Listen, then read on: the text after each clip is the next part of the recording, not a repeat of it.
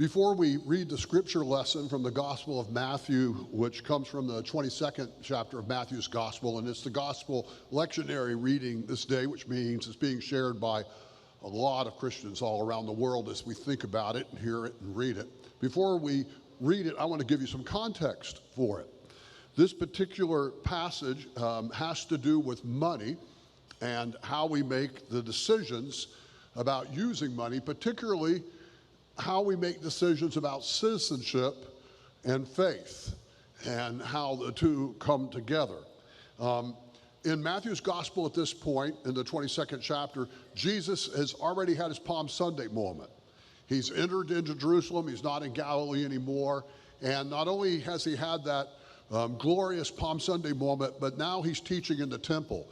Right after Palm Sunday, he starts with the cleansing of the temple. Remember that story? He chases the money changers out of the temple. So that's happened.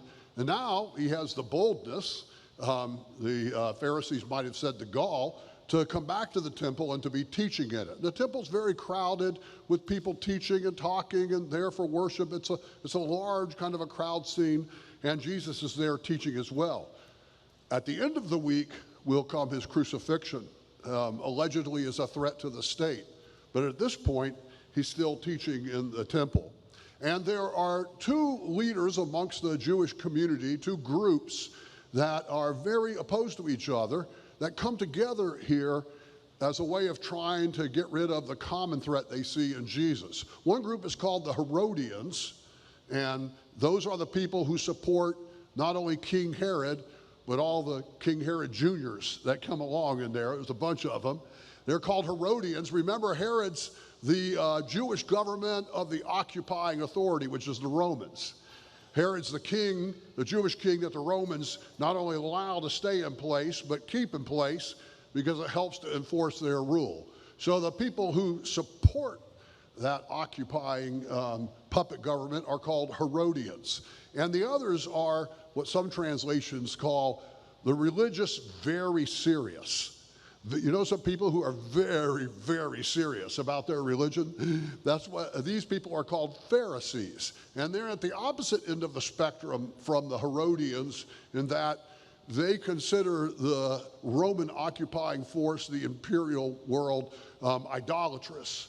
They not only resent it because of the way it's occupying them, but they think that they're idolatrous pagans and they want to have nothing to do with them either. And they don't like the Herodians being willing to associate with the Romans at all. They come together here. Politics, you know, makes for strange bedfellows. And so they send a group, these two groups do, one team together to go and to talk to Jesus there in the temple. And they want to try and eliminate him with a trick question, a question that however he answers it, he's going to alienate a significant part of his constituency. I'm telling you, I read this stuff and it's like I'm reading out of the newspaper today.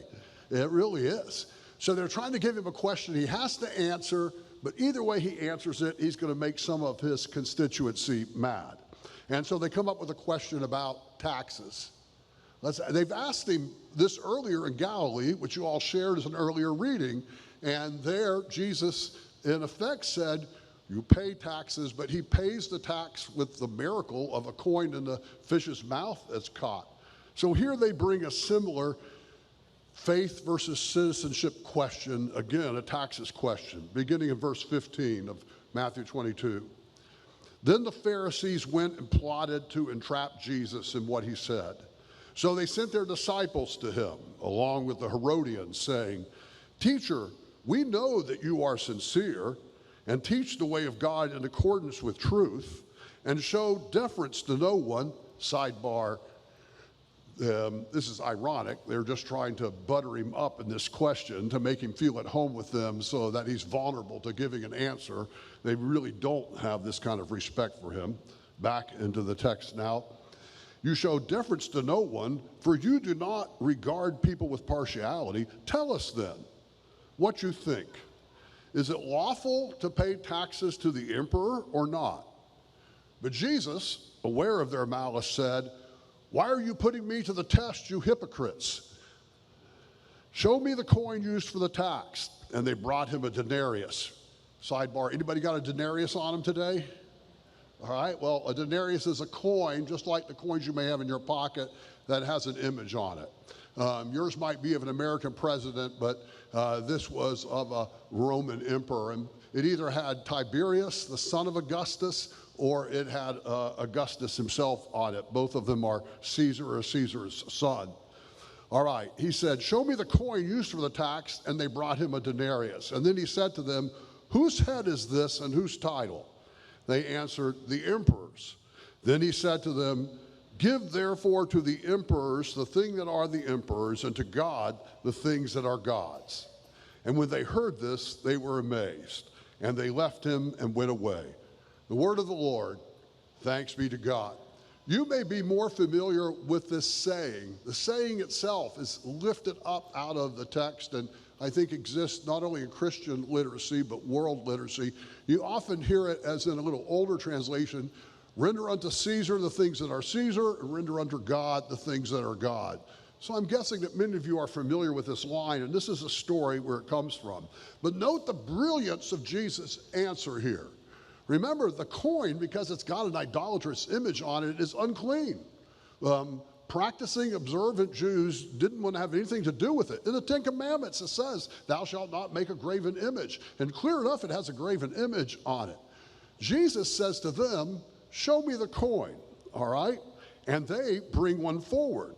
And immediately, he's able to establish, I'm not holding the coin, but you all, in bringing one forward, are obviously holding the coin and trafficking in it.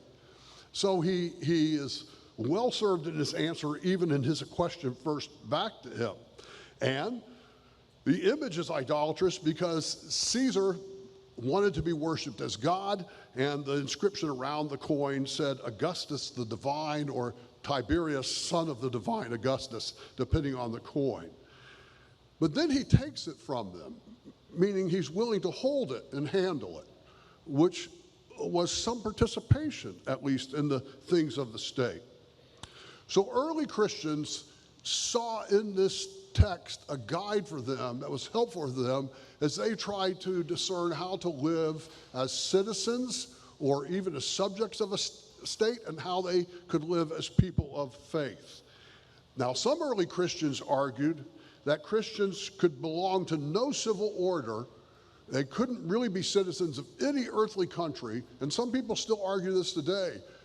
Authentic Christians, they argue, could have no political participation at all, because to do so is somehow to diminish your total allegiance to God and to Jesus as God's Son, all right? And that's a position that some have taken. Jesus argues against that here in his answer. He's saying, render to Caesar the things that are Caesar's, and that makes a path for some participation.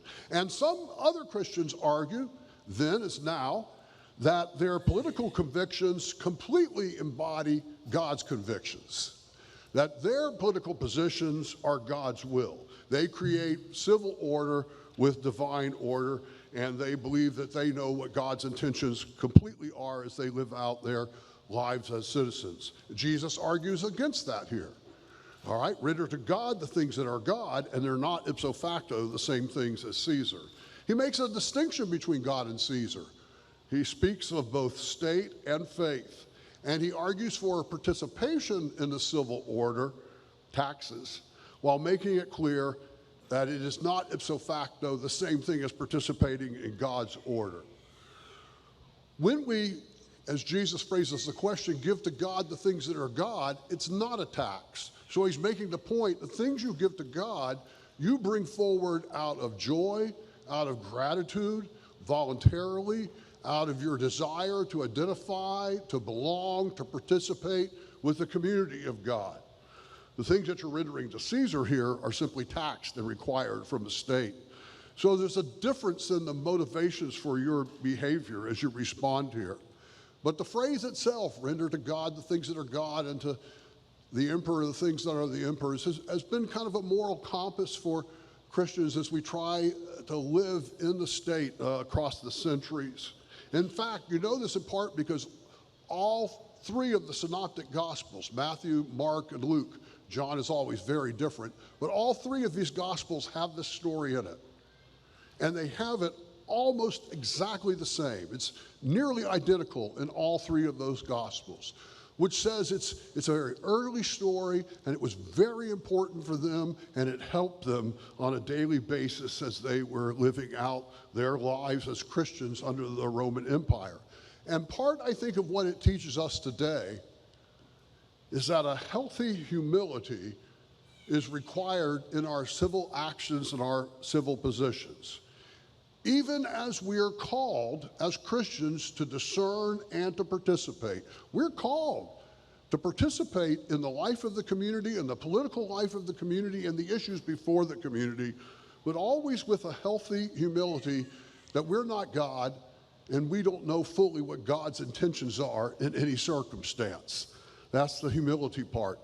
Although nations may serve God's purposes in history, when people of faith identify the sovereignty of any one nation or any one way of life completely with the cause of God, that denies the worship of Christ and betrays its calling. It's as if to say Caesar is God, and Jesus is denying that here. On the other hand, and Christians have tried this option at times unsuccessfully too, on the other hand, faith that tries to deal with the reality of our world by withdrawing itself from the community, withdrawing itself completely from the issues of the community, fails to take part in any of the community's structure or the community's purposes or the community's issues or needs, and that fails at living out Jesus' great command that we are to love our neighbor as ourselves. How do you love your neighbor if you completely distance yourself and isolate yourself from them? So we avoid that by following Jesus' guide. You have to discern. And Jesus doesn't give you the simple answer on the discernment in each moral challenge, but he does call you into the work of discerning what does my citizenship as a Christian require from me in this moment, and what does my faith as a citizen of God's community require me in this moment. And they are often in tension with each other, and Jesus calls you into the decision of how to live them out.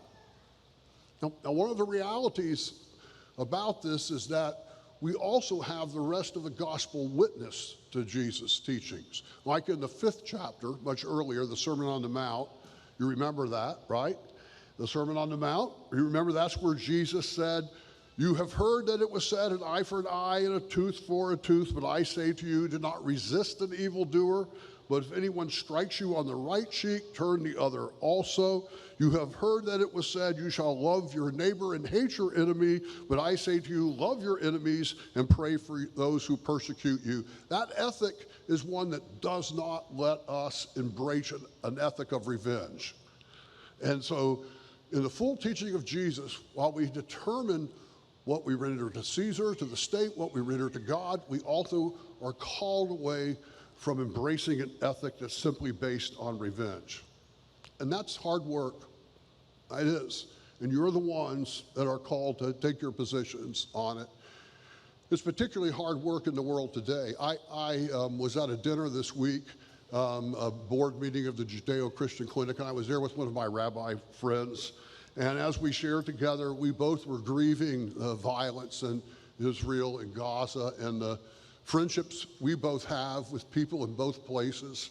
We were grieving the reality of terrorism and the horrific pain and suffering that comes, and the requirement that people in the community respond to that, to stop it and to eliminate it.